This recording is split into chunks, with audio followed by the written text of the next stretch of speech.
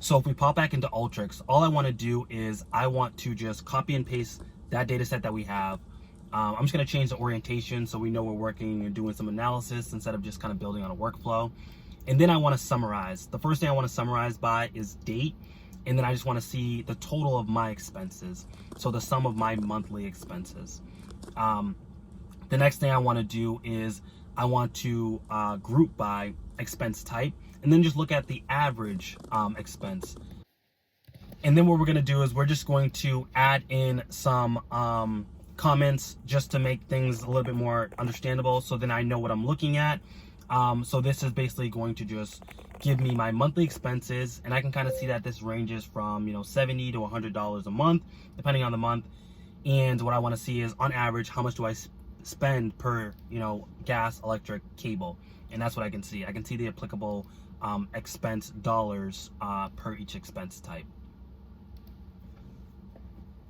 So now let's visualize this data. So what we're gonna do is we're just gonna pull on an interactive chart, and I wanna configure this chart. So very simple configuration. What it's going to end up being is just a bar chart at the end of the day.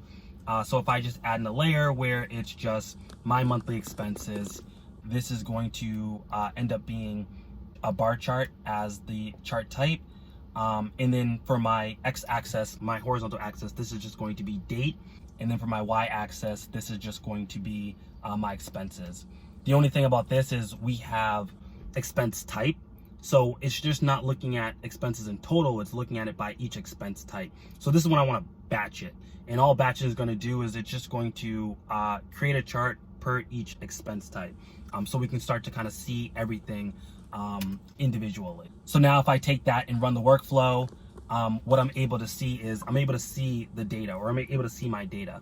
So I can see that my cable bill follows a fairly consistent schedule. It's around $40 or $45 a month, but it spikes up in certain months. Why? I don't know. This could be from purchases or something else, but the data starts to spike up, and that's what I'm starting to see by visualizing it.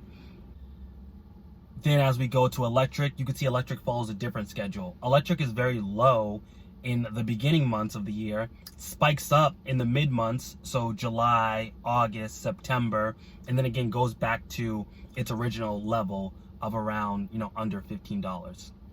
Gas follows a very inverse relationship. It is very high in the beginning months, and then it's very low in the mid months, or those, again, summer months.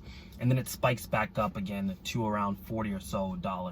So that's the cool part about visualizing the data, is you're actually able to see it. And we were able to see some insights. We're seeing that there's an inverse relationship between gas and electric. And that could hold true for anything. What if that was, ice cream sales and weather? What if that was, iPhone sales and shipments sold? What if that was X and Y? You're beginning to see that there are relationships with some of this data, and the analysis that we're able to do and the visualization that we're able to do can kind of prove that.